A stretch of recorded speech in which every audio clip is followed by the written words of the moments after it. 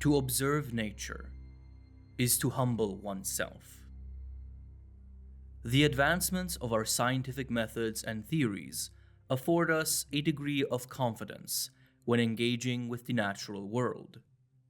Efforts by the Royal Academy and the Hunters Guild have ensured that we now possess a fairly extensive catalogue of many regions within our world, including detailed research on flora, fauna, geology, history, culture, and anything else one might imagine.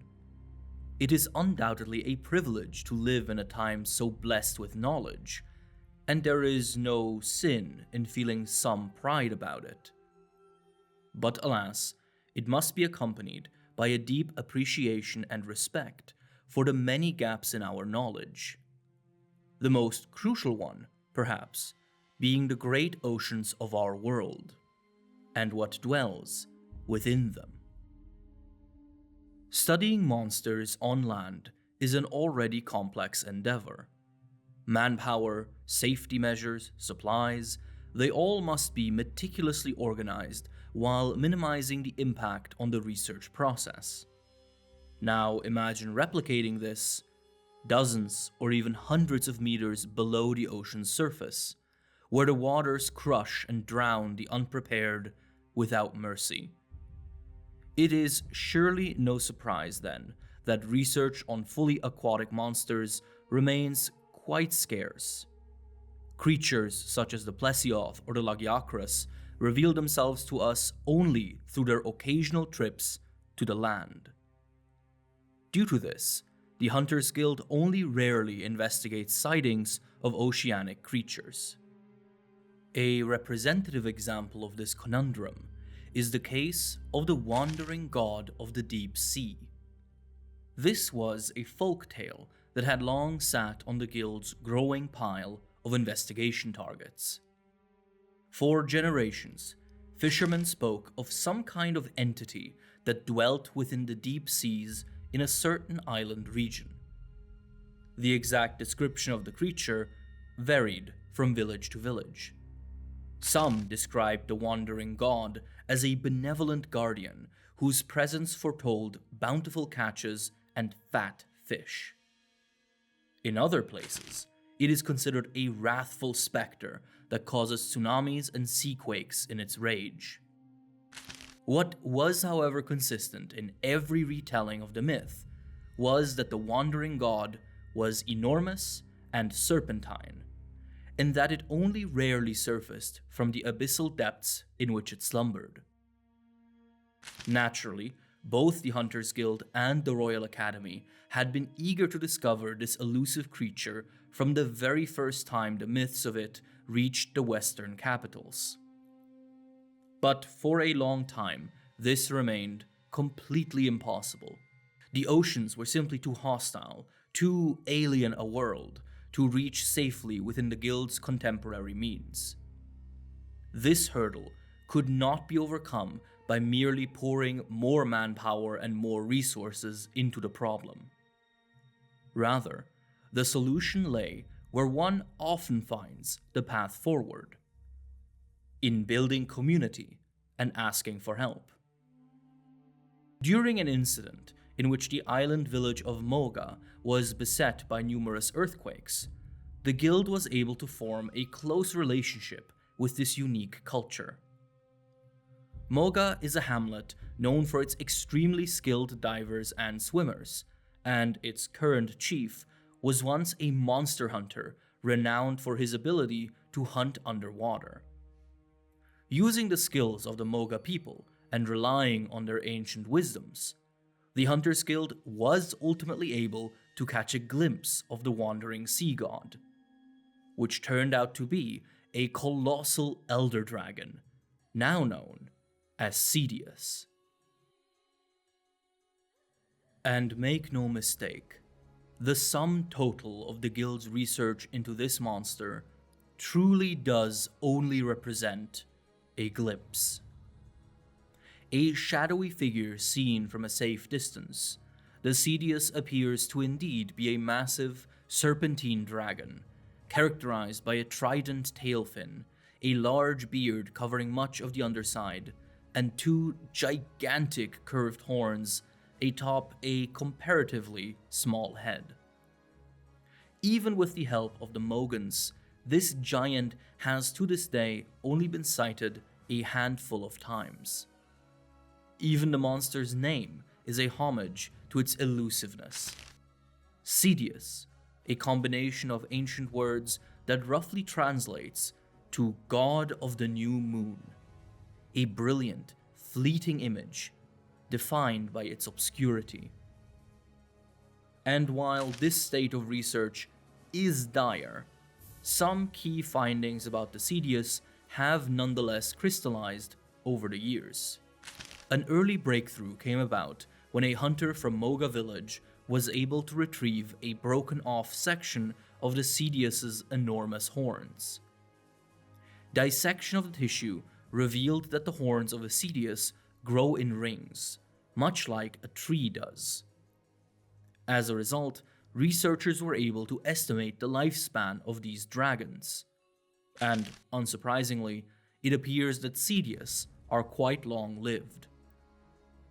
It is believed that the individual this sample belonged to was already many centuries old at the time the fragment had broken off, and scholars noted that it was possible that this Ceadeus specimen was not anywhere near the natural end of its life.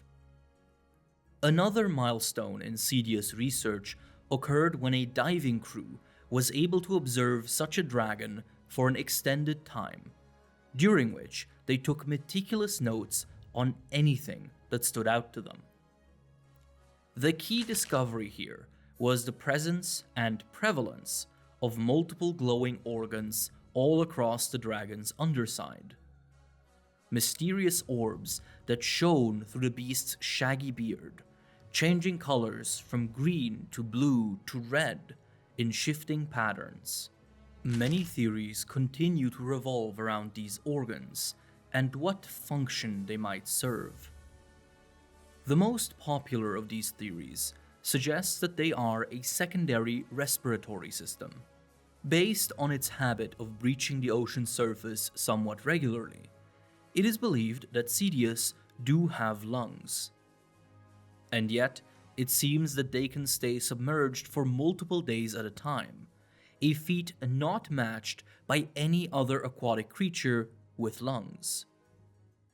Some scholars have thus proposed that the glowing organs on a Ceadeus are the key to the submerged life, as they might be able to extract oxygen directly from the surrounding waters for a limited period of time, thus extending the dragon's ability to remain in the depths.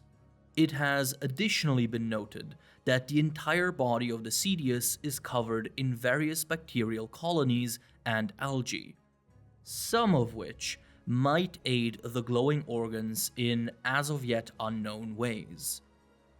Other theories regarding the glowing organs propose that they might serve as a light display to confuse deep-sea prey, or that they might function as a way for Ceadeus to communicate with each other across long distances.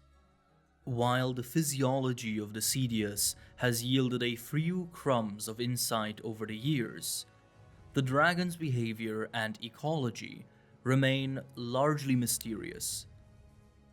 From reviewing folktales in Moga and comparing it with reports of natural disasters, it has been found that the Ceadeus does in fact cause earthquakes on occasion, by scraping its massive horns across the submerged parts of islands.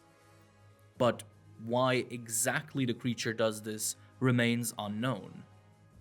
It has been speculated that the notably enlarged asymmetrical horn these dragons sport causes them a degree of discomfort, but even that is still unclear. Similarly, as an elder dragon, it is assumed that the Ceadeus possesses a high degree of intelligence, which is also supported by the assumption of its long lifespan. But how that intelligence actually manifests is also still unknown. Even the Ceadeus's position in the food chain is not entirely understood. Cadavers of juveniles have been found in the past, suggesting that when young, these dragons do actually get preyed on by other aquatic monsters. But once grown, Ceadeus are probably too large and powerful to be meaningfully threatened by any other creature. Despite these fleeting impressions of the dragon's ecology, the ocean deep refused our attempts at grasping this mysterious creature. In turn, the Guild poured its efforts into other avenues of research, namely comparative analysis of the various myths and folktales believed to be about the Ceadeus. Fanciful as they might be, a people's history and traditions can often contain truths distilled through eons of coexistence with such monsters, and comparing how different cultures describe the Ceadeus might yield additional insight into it. And indeed, as scholars convened with tribal elders and reviewed ancient fishermen tales, a peculiar detail came to light. While the Ceadeus was often described as a wandering god, a presence of ambivalent nature that could do good and bad alike, there seemed to be a secondary figure in many of these same myths. Every so often, ocean myths would speak of the shining giant of the depths, seemingly a figure that, unlike the wandering god, was an outright malicious force that only ever caused disasters wherever it appeared. This seemed like a worthwhile lead to investigate, and so the Guild focused on pinning down this shining giant where it could be spotted. Not long after that, the first ever sighting of this elusive creature occurred. It was classified as a subspecies of Ceadeus and given the name Goldbeard Ceadeus. The moniker already describes the main difference between the regular individuals and this subspecies. Goldbeard Ceadeus closely resemble Ceadeus, but are completely golden in color, from their beards to their scales to their horns. This golden coloration was the first topic of research the Guild set their sights on, and for a time, no obvious cause for this alteration could be found. However, after some sample tissue was retrieved, the secret behind the golden color finally started to become a little less nebulous. The Goldbeard Ceadeus is covered in a thin, moist layer of bacterial film, a more evolved and grown version of some of the colonies found on the bodies of regular Ceadeus. In this subspecies, the bacteria have multiplied to envelop the entire body, and they seem to be responsible for the golden color of the Goldbeard. Specifically, the bacteria seem to react to the light produced by the Goldbeard's glowing organs, as they produce their own luminescence in response, which, in turn, gives the entire body a soft, golden glow. Curiously, these bacteria seem to also respond to the dragon's body fluids, as they will flock towards any wounds the beast might have and congregate in luminous patches upon the injury. There was, however, even more to be learned from the Goldbeard's unusual body. Concentrated within its massive beard and believed to also exist inside of the dragon's internal organs, live massive clumps of symbiotic algae. Again, these algae seem to be of the same species as those found on regular Ceadeus, but in this subspecies, they actually seem to have a purpose. In a truly magnificent display of symbiotic adaptation, it appears that the algae that grow on a Goldbeard Ceadeus are capable of performing photosynthesis by using the carbon dioxide expelled by the dragon and the light produced by its glowing organs and bacterial film as fuel to produce oxygen. In other words, the algae upon its body allows the goldbeard Ceadeus to perpetually recycle its own oxygen reserves, more or less eliminating the need to breathe at the surface with any regularity. For a time, these adaptations, wonderful as they are, seemed somewhat inexplicable. What would push a creature like a Ceadeus to change and evolve like this? While no consensus has thus been reached, the Royal Academy has proposed a very compelling and popular theory. Comparison of the horns of a regular Ceadeus and a goldbeard Ceadeus has consistently revealed the latter sports better developed, more symmetrical horns.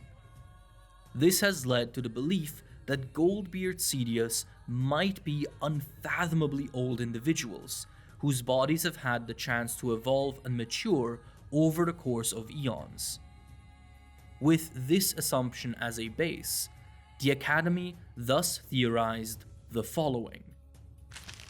Goldbeard Ceadeus might not actually be a true subspecies, but rather the result of a Ceadeus growing extremely old. After a long life of ingesting and nurturing the bacterial and algae colonies on and within their bodies, these elderly dragons gain the ability to recycle oxygen through symbiosis, allowing them to live in deeper waters. Their bodies are altered in the process of this transition. This theory remains quite compelling due to it explaining how the algae and bacteria that are already present on regular Ceadeus change into such a core function of the subspecies. Additionally, it also explains why goldbeard Ceadeus are so rare. To this day, only very few individuals have been found to exist, which is only natural if they generally live in even deeper waters than the regular Ceadeus. However, it is still unknown what benefit the goldbeard Ceadeus would gain from going even deeper. Also, this theory being correct would necessitate the existence of individuals that are neither a regular Ceadeus or a goldbeard, awkward in-between dragons. And no such individuals have thus far been found. Due to these uncertainties, the goldbeard Ceadeus remains classified as a subspecies for now. And considering the inhospitable depths these dragons call home, who knows when or if these mysteries will ever be truly resolved. Thank you all so much for watching, as always, and as usual I would like to extend special thank yous to everyone who supports the channel on Patreon or through YouTube channel memberships.